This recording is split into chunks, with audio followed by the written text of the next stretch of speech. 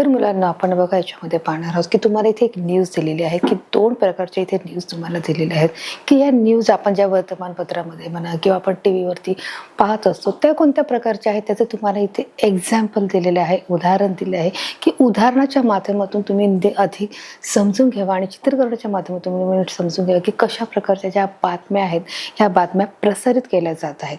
बघा इथे दिले आहे close shoes not allowed in examination hall. जे बंद शूज आहेत ते एक्झामिनेशन हॉलमध्ये परीक्षा गृहामध्ये हे अलाउड नाहीये किंवा हे चालणार नाहीये. क्लोज शूज म्हणजे जे बंद शूज, नॉट अलाउड म्हणजे परवानगी नाही आहे इन एक्झामिनेशन हॉल. परीक्षागृहामध्ये बंद शूजला परवानगी नाही आहे. मग का बरं असा आदेश काढला असेल? मग यामागचं काय कारण आहे? ही न्यूज अशी पेपरमध्ये छापून आलेली आहे. मग त्यामागचं जे कारण काय आहे ते देखील आपण बघायचं पाहणार आहोत. Close shoes not allowed in examination hall ही काय आहे? न्यूज आहे. मग आता सविस्तर न्यूज काय आहे हे देखील आपण बघा त्या पाठाच्या माध्यमातून बघणार की या न्यूजमध्ये बघणार आहोत की काय आहे न्यूज. बेंगळुरूमध्ये काय आहे? Shivam institute of innovative technologies Bengaluru has recently issue a list आहे की बेंगळुरूचे जे इन्स्टिट्यूट आहे शिवम इन्स्टिट्यूट, कोणतं आहे? Shivam institute in innovative technology म्हणजे काय की नवनवीन गोष्टीची नाविन्यपूर्ण तांत्रिक गोष्टीमध्ये जे बेंगळुरूमध्ये जे रिसेंटली ओपन झालेलं आहे की रिसेंटली इश्यू अ लिस्ट की तिथेही काय झालेली आहे? लिस्ट ओपन झाली. इश्यूचा अर्थ काय आहे की ज्याप्रमाणे आपण बोलतो की एक वाटप आहे. इश्यूचा अर्थ काय आहे? वाटप आहे. रिसेंटली म्हणजे लवकरच Bengaluru has recently issue a list. एक लवकरच तिथे काय झालेलं आहे? एक इन्स्टिट्यूट हे तिथे रेडी झालेलं आहे. Of do's and don't is for candidate taking the interest test to the prestigious institute this year असं त्यांनी सांगितलेलं आहे. Do and don't for exam म्हणजे तुम्हाला काय करायचं आणि काय नाही करायचं आहे याच्या संदर्भामध्ये तुम्हाला या गोष्टी सांगितण्यात आलेल्या आहे. Do and don't for candidate. कॅन्डिडेटचा अर्थ काय आहे की जो विद्यार्थी परीक्षा देत आहे त्याला आपण काय बोलणार आहोत? Candidate. Taking the entrance test to the prestigious institute this year की जे प्रतिष्ठित, प्रेस्टिजियसचा अर्थ काय आहे? जे प्रतिष्ठित इन्स्टिट्यूट आहे. इन्स्टिट्यूटचा अर्थ काय? संस्था आहे. बघा इथे दोन महत्त्वाचे शब्द इथे आलेले आहेत ते आपण बघत आहोत. बघा इथे दिले आहे do and do not for candidate म्हणजे तुम्हाला काय करायचं आहे काय नाही करायचं आहे हे कॅन्डिडेटने इथे एंट्रन्सच्या आधी तुम्हाला एका प्रतिष्ठित संस्थेमध्ये या वर्षी काय केलेलं आहे? हा निर्णय घेतलेला आहे की बाबा कशा प्रकारे तुम्हाला जेव्हा एखाद्या विद्यार्थी परीक्षेसाठी येत आहे तर तुम्हाला कोणत्या गोष्टी करायच्या आहेत, कोणत्या गोष्टी नाही करायच्या आहेत याच्या संदर्भाची जी पूर्ण लिस्ट इथे यावर्षी सादर करण्यात आलेली आहे. प्रेस्टिजियस इन्स्टिट्यूटचा अर्थ काय आहे? प्रतिष्ठित संस्था. Prestigious institute. प्रेस्टिजियसचा अर्थ काय आहे? प्रतिष्ठित. आणि इन्स्टिट्यूटचा अर्थ काय आहे? संस्था. कॅन्डिडेट मीन्स जो विद्यार्थी परीक्षा देणार आहे त्याला काय बोलणार आहे की कॅन्डिडेट. टेस्ट म्हणजे काय आहे? एक्झाम. हे तुम्हाला माहित आहे. धिस इयर म्हणजे ह्या वर्षी. तर अशा प्रकारची ही न्यूज त्यांनी इथे दिलेली आहे की कोणत्या गोष्टी विद्यार्थ्यांनी करायच्या नाही करायच्या की एका प्रतिष्ठित संस्थेमध्ये यावर्षी त्याची लिस्ट केली आहे. ती लिस्ट त्याप्रमाणे आपण वाचतो. मग ती लिस्ट काय आहे ती देखील आपण बघा पाहणार आहोत की या लिस्टमध्ये कोणकोणत्या सूचनेचं पालन करायला सांगितलेलं आहे. बघा आता तिथे त्यांनी दिलेलं आहे, आपण हळूहळू वाचणार आहोत. The candidate this will not be allowed. The candidate will not allowed म्हणजे कॅन्डिडेटला जो परीक्षार्थी आहे, जो विद्यार्थी आहे, जो परीक्षेला येणार आहे की त्याला अलाउड नाही आहे. काय अलाउड नाही? अलाउडचा अर्थ काय आहे? परवानगी. To enter the examination hall. जेव्हा एंटर करणार म्हणजे एंटरचा अर्थ काय? जेव्हा प्रवेश करणार आहात कुठे? एक्झामिनेशन हॉल, परीक्षा केंद्रावरती. और वेअरिंग क्लोज शूज अलाउड नाही आहे. जे बंद शूज आहेत ते अलाउड नाही आहे. बूट्स जे बूट्स असतात ते साधे आपण जे नॉर्मली घालतो ते अलाउड नाही आहे. Even socks. इवन म्हणजे सॉक्स जे मोजे आहेत ते सुद्धा आपल्याला घालायला तुम्हाला अलाउड नाही आहे. बघा इथे कोणत्या गोष्टी आलेल्या आहेत? The candidate will not be allowed to enter the examination hall की जो परीक्षार्थी, जो विद्यार्थी जो येणार आहे परीक्षा केंद्रावरती त्याला कोणत्या गोष्टी अलाउड नाही आहे की जे बंद शूज आहेत ते घालणं अलाउड नाही आहे, जे नॉर्मल शूज आहेत ते घालणं अलाउड नाही. इवन जे आपण मोजे घालतो, जे सॉक्स घालतो ते सुद्धा इथे अलाउड नाही आहे. म्हणून त्यांनी इथे लिस्टच दिली तुम्हाला काय करायचं काय नाही करायचं आहे. बघा अशा प्रकारचे जे शोज बघा तुम्ही पाहू शकता बघा हे शूज आहेत, हे नॉर्मल जे बंद शूज आहेत ते अलाउड नाही आहे. Other item which will not B allow, आणि अदर आयटम जे इतरही ज्या काही वस्तू आहेत त्या देखील तुम्हाला अलाउड नाही आहे. अदर आयटम, आयटमचा अर्थ काय आहे, वस्तू आहे. तो इथे शब्द आलाय, which will not B allow inside.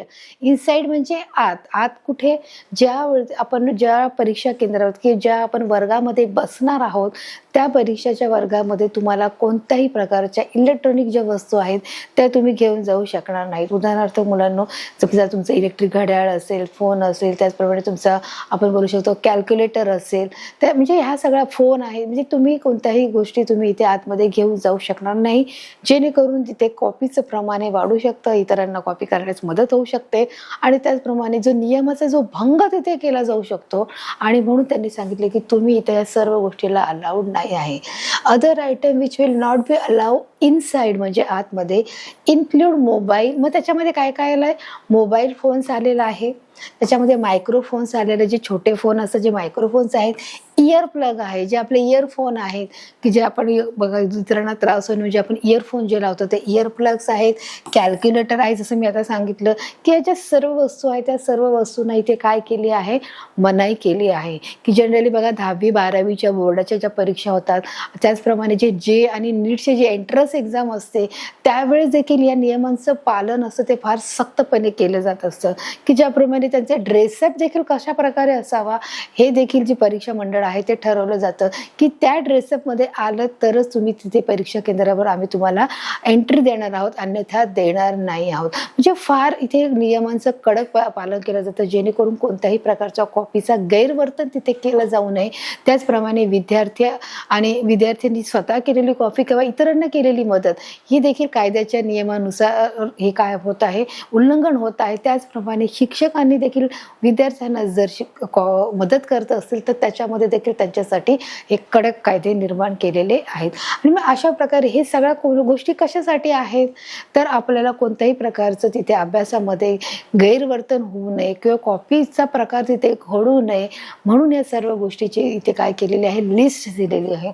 की other item which will not B allow inside include mobile phone, microphones, year plugs, calculator, हे सगळ्या गोष्टी तुम्हाला माहितीच आहे.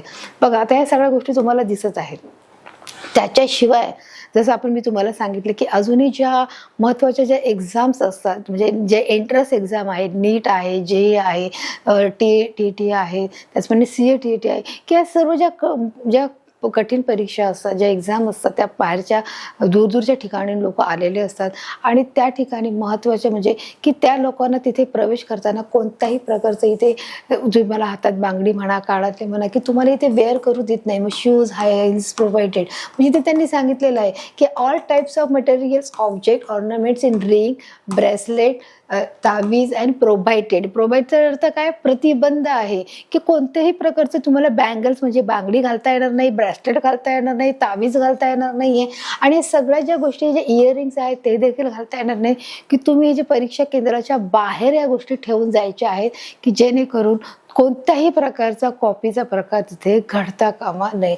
तर हे लक्षात आलंय मुलांनो, की इथे ज्या बाहेरच्या ज्या महत्त्वाच्या ज्या एक्झाम्स आहेत, ज्या एंट्रन्स एक्झामसाठी ह्या कडक नियमावलीचं पालन केलं जातं. त्याचप्रमाणे इथे दिसत आहे तुम्हाला हाय हिल्स प्रोव्हाइडेड, की तुम्ही नाही बंद शूज घालू शकत, नाही असे शूज घालू शकाल, किंवा हाय हिल्स देखील त्याच्यामध्ये तुम्हाला अलाउड नाही आहे. म्हणून सांगितले हाय हिल्स प्रोव्हाइडेड, की जे शूजला आणि हाय हिलला प्रोव्हाइडेड आहे, म्हणजे प्रतिबंध आहे, विरोध करण्यात आलेला आहे. तर अशा प्रकारे बघा इथे तुम्हाला दिसत आहे. त्याचप्रमाणे ते दिले all electronic devices in smart promise, watches म्हणा, फोन म्हणा, कॅल्क्युलेटर म्हणा, प्रोव्हाइडेड. आता बघा हे सगळं काय स्मार्ट वॉच आहे, ज्याच्यामध्ये स्मार्ट वॉचमध्ये सगळ्या गोष्टी आपण काय करू शकतो, इन्क्लूड करू शकतो. की आपले जे काही चॅप्टर्स आहेत ते देखील आपण त्याच्यामध्ये स्टोरेज करू शकतो, की जेणेकरून त्याला देखील प्रतिबंध केला आहे. त्याचप्रमाणे जो काही कॅल्सी आहे, कॉम्प्युटर आहे, जो हा देखील स्मार्ट वॉच आहे. त्याचप्रमाणे हा जो मोबाईल फोन आहे, कोणत्याही प्रकारचा जो वायफाय आहे, म्हणजे ह्या सगळ्या गोष्टींना काय केलं आहे, प्रतिबंध केला आहे. त्याचप्रमाणे cloth will full sleeveless, buttons, broom, flower and provided. मग अशा प्रकारे जे कपडे जे आहेत ते देखील काय केले आहेत, प्रतिबंध केलेले, की तुम्ही अशा प्रकारचं फुल साईजमध्ये देखील तुम्ही कपडे घालू शकत नाहीत. त्याचप्रमाणे जे टी शर्ट आहे किंवा असं जे शर्ट आहेत ते देखील घालण्यास अलाउड नाही आहे. तर अशा प्रकारे म्हणून तुम्हाला लक्षात येईल की जेव्हा तुम्ही आता मोठे व्हाल, जेव्हा तुम्ही एक्झाम देणार, ज्या एंट्रन्स एक्झाम असतील त्या एंट्रन्स एक्झामसाठी तुम्हाला ही बघा आधीच माहिती दिलेली आहे की आपण कशा प्रकारची तिथे आपलं जे जाण्याचं राहणीमान आहे कशा प्रकारे असलं पाहिजे, की तिथे तुम्हाला कोणत्याही प्रकारचे मोबाईल जे इलेक्ट्रॉनिक जे वस्तू आहेत त्या आता अलाउड नाहीच आहेत, परंतु तुम्ही काय घालायचं आहे आणि काय नाही घालायचं आहे या देखील गोष्टी ह्या आधीच ठरलेल्या असतात, की जे मोठ्या एक्झाममध्ये असतात, की जे नीट आहे, जे आहे, जे CET आहे, या सर्व मध्ये TET जे एक्झाम आहे त्याच्यामध्ये तुम्हाला या सगळ्या गोष्टी चेक केल्याशिवाय तुम्हाला एंट्री दिली जात नाही. तर त्याची जी बातमी आहे ती या गोष्टीसाठीच केली आहे की जेणेकरून कॉपीसारखा जो गैरवर्तनाचा जो प्रकार आहे तो पुढे येणाऱ्या काळात जास्त प्रमाणात होऊ नये, की त्याला कुठेतरी आळा बसावा किंवा ते गोष्ट घटना घडू नये. त्याचप्रमाणे तुम्ही पाहिलं असेल मुलांनो की प्रत्येक ज्या क्लासरूममध्ये देखील CCTV कॅमेरे देखील दिलेले असतात, की जेणेकरून जो प्रत्येक विद्यार्थी आहे त्याच्या हालचालीवर हे लक्ष ठेवण्यात येत असतं, की जेणेकरून ते शिक्षक आणि विद्यार्थी यांच्यामध्ये काही कम्युनिकेशन होत आहे का, शिक्षक विद्यार्थ्यांना कॉपी पुरवत आहे का विद्यार्थी आपसामध्ये मिळून कॉपी करत आहेत का, या सगळ्या गोष्टीवरती नियंत्रण ठेवण्याचं काम हे CCTV कॅमेरा करतो. आणि त्याचं जे मुख्य कार्य आहे की जे मुख्याध्यापकाकडे ज्याचं मुलांनो की त्या सर्व CCTV कॅमेऱ्यातून प्रत्येक वर्गावर त्यांचं हे नियंत्रण असतं. तर अशा प्रकारे कुठेतरी कॉपी या प्रकाराला आळा बसण्यासाठी या सर्व नियमावलींचं हे पालन करण्याचे देखील तितकंच गरजेचं आहे. तर ह्या ज्या सगळ्या वस्तू आहेत ह्या काय अनिवार्य आहेत, म्हणजे ह्या गोष्टी आपण परीक्षा केंद्रामध्ये चालत नाही. त्याच्यासाठी जी बातमी केलेली आहे की या बातमीमध्ये कोणत्या गोष्टी की का बरं तुम्ही परीक्षा हॉलमध्ये गोष्टी बंद शूज का अलाउड नाही आहेत, तर या सर्व गोष्टीसाठी की जेणेकरून कॉपी होऊ नये त्यासाठी या गोष्टी अलाउड नाही आहे. आता ही झाली आपली पहिली न्यूज आहे की या पहिल्या न्यूजवरून आपल्याला कळालं असेल की का अलाउड केलेलं नाही आहे. तर हे सर्व जो प्रकार आहे की जो कॉपीचा जो प्रकार आहे तो कुठेतरी बंद झाला पाहिजे आणि कुठेतरी विद्यार्थ्यांना देखील धाक बसणं हे गरजेचं आहे. त्याच्यासाठी आपल्याला ही जी न्यूज आहे ती काय केली आहे, पब्लिश केलेली आहे. आता दुसरी न्यूज आपण पाहणार आहोत. इथे बघा इथे न्यूज आली आहे, Ritika take a break from acting. आता रितिका कोण आहे, एक बॉलिवूडची समजा आपण म्हणू शकतो एक फेमस अभिनेत्री आहे आणि ती अभिनेत्री काय करत आहे, फिल्म इंडस्ट्रीमधून ब्रेक घेत आहे किंवा ती सोडून जात आहे, ती लिव्ह करत आहे. Ritika take a break from acting, ही रितिका ही काय करत आहे, ऍक्टिंग पासून ब्रेक घेत आहे किंवा सोडत आहे. ही दुसरी न्यूज आहे. मग त्यामागची पार्श्वभूमी काय आहे की ही जी आली हेडलाईन झालं, हेडलाईन काय दाखवतं आपल्याला की एक महत्त्वाची जी बातमी आहे ती आपल्याला दाखवत असते आणि मग नंतर आपल्याला विचार करायला लावतो, अरे असं का घडलं, आणि म्हणून आपण सर्व खालचा वृत्तांत हा वाचत असतो की जेणेकरून आपल्याला अधिक माहिती मिळते की याच्या मागचं रिझन काय आहे. जसं आता सांगते की Ritika take a break Bollywood, बघा Ritika take a break from acting, की म्हणजे त्याच्या मागचं काय रिझन आहे. मग हे कळण्यासाठी आपल्याला काय करावं लागेल, साहजिकच आहे आपल्याला पूर्ण जो वृत्तांत आहे तो वाचून काढण्याशिवाय पर्याय नाही. आणि म्हणून आपण काय करणार आहोत, तो साहजिकच आहे वाचणार आहोत की बाबा ही जी रितिका नावाची जी अभिनेत्री आहे, जी फेमस ॲक्टर आहे, मग ती का बरं ब्रेक घेत आहे, तिथे एवढं छान फिल्म करत आहे, तिचे किती चाहते आहेत, आणि मग का बरं तिथलं कारण आहे, त्याच्या मागचं काय कारण असेल, मग ते शोधण्यासाठी आपण काय करत आहोत, ब्रेक घेत आहोत. मग अशाच प्रकारची एक जी न्यूज आहे ती न्यूज काय करत आहे, इथे पेपरमध्ये आलेली आहे. आता त्याच्या मागचं बघा काय कारण आहे. मुंबई सप्टेंबर 9 काय दिलं आहे इथे, जसं बघा प्रत्येक पेपरच्या पेजवरती वरती फ्रंटला दिलेलं असतं की हा पेपर आहे तो कुठून पब्लिश झालेला आहे, कुठून प्रकाशित झाले आहे, त्याबरोबर त्याची जी डेट आहे, त्याचं डे आहे की जसं दिलेलं सप्टेंबर आहे 9 आहे. मग या सगळ्या गोष्टी काय केलेल्या आहेत तिथे मेन्शन केलेल्या असतात, पेपरच्या वरती ह्या गोष्टी छापलेल्या असतात. बघा आता इथे मुंबई सप्टेंबर 9 म्हणजे ही बातमी कधीची आहे, ही मुंबईमधून बातमी आहे आणि ही मुंबई या ठिकाणाहून आहे आणि सप्टेंबर 9 तारखेची ही बातमी आहे. काय बातमी आहे, Ritika take a break from acting कडून ती काय करत आहे, ब्रेक घेत आहे. बघा आता ही बातमी, आता आपण पूर्ण वृत्तांत वाचत आहोत. आपण पहिली बातमी पाहिली की कॉपीच्या ज्या प्रकारामध्ये की close shoes are not allowed in examination hall.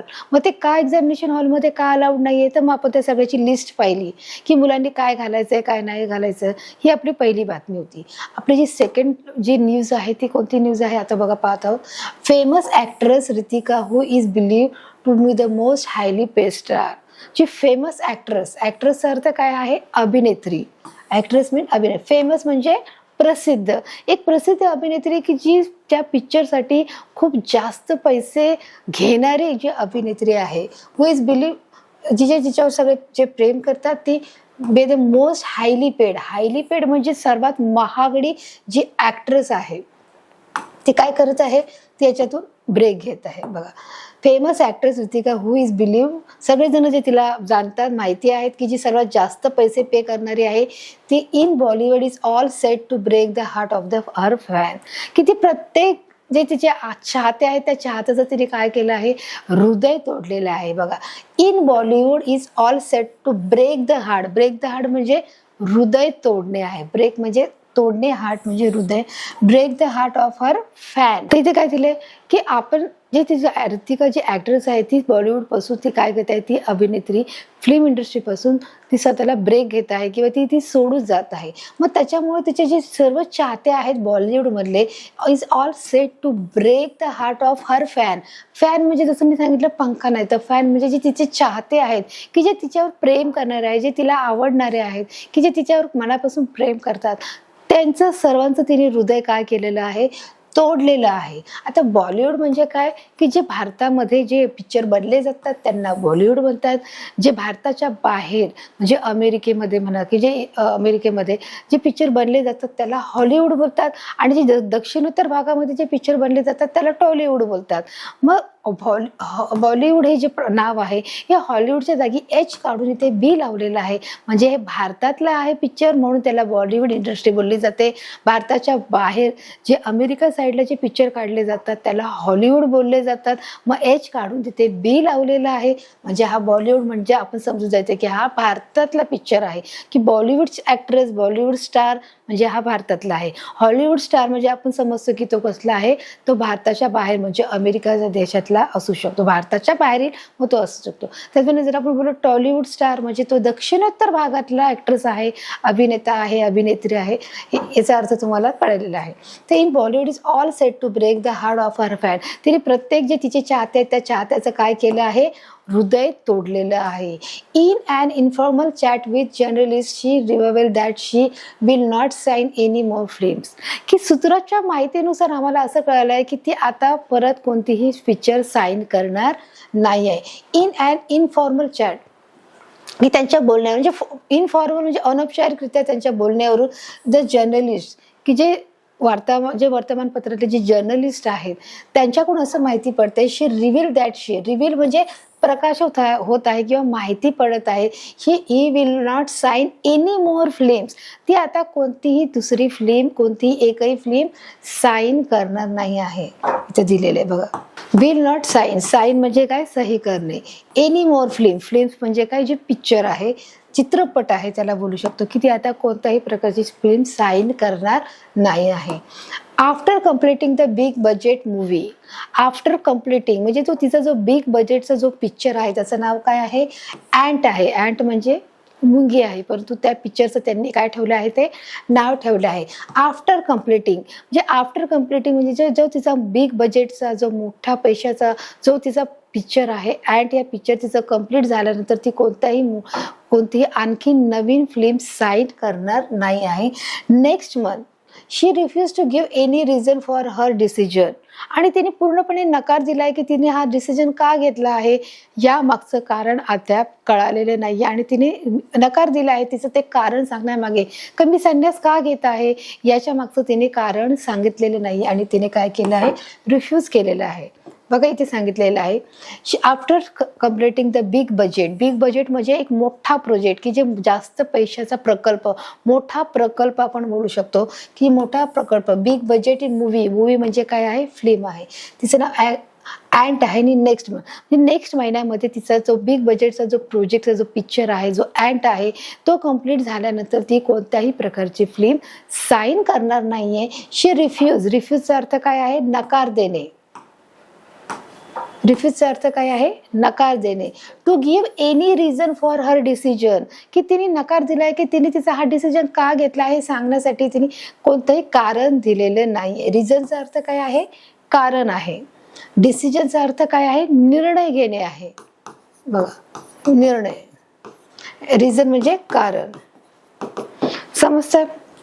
तर अशा प्रकारे त्यांनी तो त्याच्या मागचा तिचा काय उद्देश आहे, तिने का ब्रेक घेत आहे, ती का सोडून जात आहे, याच्या मागचं तिने कोणत्याही प्रकारचं कारण मात्र सांगितलेलं नाही आहे. आणि म्हणून अशा प्रकारे ती काय करत आहे, ब्रेक घेत आहे. However, source close to her revealed that now she want to make a career in politics. However म्हणजे तथापि, howeverचं मीनिंग काय आहे, तथापि बघा, sources close to her reveal म्हणजे सूत्राच्या माहितीनुसार असे कळण्यात येते की आता ती रितिका नावाची जी अभिनेत्री आहे ती तिचं करिअर आहे, जे फिल्म इंडस्ट्रीचं करिअर सोडून ती पॉलिटिक्स म्हणजे ती राजकारण जॉईन करणार आहे असं आम्हाला समजलं आहे. बघा इथे काय दिलंय, सोर्स क्लोजेस्ट टू रिवाईल म्हणजे प्रकाशन होणे, माहिती पडणे.